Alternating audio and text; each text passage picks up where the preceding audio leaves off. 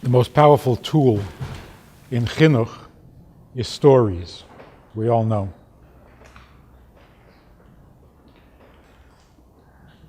One of the powerful stories of the Frierdiker Rebbe's chinuch is where his father said to him that you're supposed to say Moida Ani a certain way. After he had been saying it for years, when he was 5 or 6, his father told him that when you say Moida Ani, you have to sit up and put your hands together and bow your head, and that's how you say Moida Ani. So the Frierdiker Rebbe said, why? I'm sure you know the story. So the Rebbe Rashab called in the Meshuris, the guy who worked in the house, who was a man in his 80s, and he asked him, how do you say Moida Ani? So he said, you sit up and you put your hands together and you bow your head. That's how you say Moida Ani? So the Rashab said, why do you do it that way?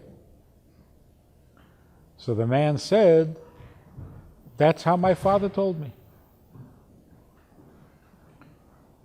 So the Rebbe said to the Frierdiker Rebbe, you see, here is a man who has lived through so much.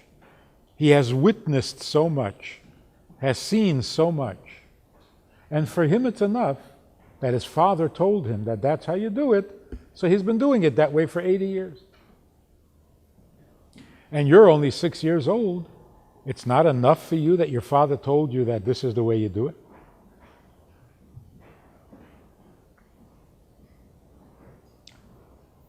What is the meaning of this story? Why the whole charade? Just answer the question. Why do you have to sit up when you say Moida Ani? It's respectful. Why do you bow your head? Humility. These are not difficult things to explain. So why the whole charade? And then in the end, what's the answer to his question?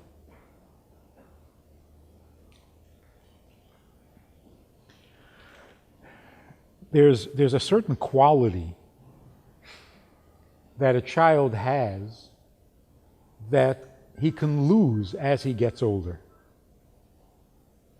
And in general, in chinuch, there's like a very subtle distinction that has to be made in that you want the child to outgrow all his childish behavior, but you never want him to lose his childlike behavior. That's what the Rebbe says, Chanech lenar al pi darkei. If you teach a child the way he needs to be taught, gam ki yaskin lo yosem mimenu. It will remain with him all his life. And the Rebbe asks, what's good about that? Whatever you teach a child should not remain the same all his life. He should grow, he should become. The Pasuk is talking about childlike qualities. You should never lose those. Childish, that has to go. So there's a very subtle distinction being made here. You're paring away, you're cutting away the childishness, but never damaging the childlikeness. There's something a child has, which is the ability to appreciate fact. A young child who says, you're walking down the street and the child says, why is the tree there? And you say, the Eibishter put it there. He's happy. Because you gave him the fact. What is that? That's a cow. Okay, so it's a cow. He's happy. He knows what it is. There's a certain appreciation for what's what. As a child gets older, he starts to introduce opinion, theory, like when a child says, well, why do I have to if he doesn't have to? So he's becoming a philosopher. Until then, if you have to, you have to. Now all of a sudden, well, how come he doesn't have to? that's losing a little bit of the childlike quality. When the Frierdiker Rebbe asked, why do you have to say Meidani that way? His father didn't want to answer the question. Because here the issue was not a reason for a minhag. Here the issue was, what's more important, the fact or the explanation? If you know that this is the right way, isn't that the most important piece of information? What else do you need to know? Why is it the right way? In your free time, if you have nothing else to do, sit down and figure it out. What's the difference? You already know it's right. It's not going to get any better. Because right is right. Emes is emes. So the Rebbe wanted to nurture in his son the appreciation for, if you know right, then you know everything. So he called in the old man, and he said to him, why do you say Meidani that way? And the man said to him, because it's the right way. Why else? Who told you it's the right way? My father. We had an interesting experience with a family in Minnesota where there was one daughter in the family who was out of town in school. While she was out of town, the rest of the family became more involved with Yiddishkeit.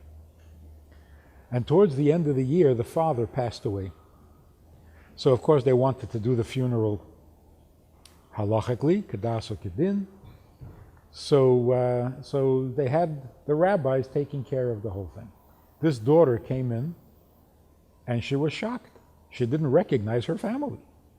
What's these rabbis running around, and what's with these customs and with these prayers that they Hebrew? She was very uncomfortable and let everybody know how uncomfortable she was. During the Shiva one day, she said, I know I was very, very difficult during the funeral, but you understand, this was all new to me. It came as a shock. I didn't know what was going on. But I want to tell you, it feels so good to know that my father was buried the right way. She says, I don't know how you guys know what the right way is. I don't know why this is the right way. But I'm really glad that my father was buried the right way. Now I could have said to her, you have an hour? Let's sit down and we'll go through the halachas and see why that's the right way. She really didn't care. She wasn't interested in the philosophy of it. She was pleased that it was done right. In other words, there's a certain appreciation for the simple right is right, true is true, got to do what you got to do, and that's the most important thing. A big part of chinuch is cultivating in a child an appreciation for what is true, for what is emes, for what is good, for what is right, for what is edel. That's chinuch. Why is that chinuch? Because a child is born without edelkeit, without right, without rules. A 1-year-old, a 2-year-old is out of control. They appreciate what tastes good. That's about it. So you have to be machanech them to appreciate the better, the more important, the more finer things in life.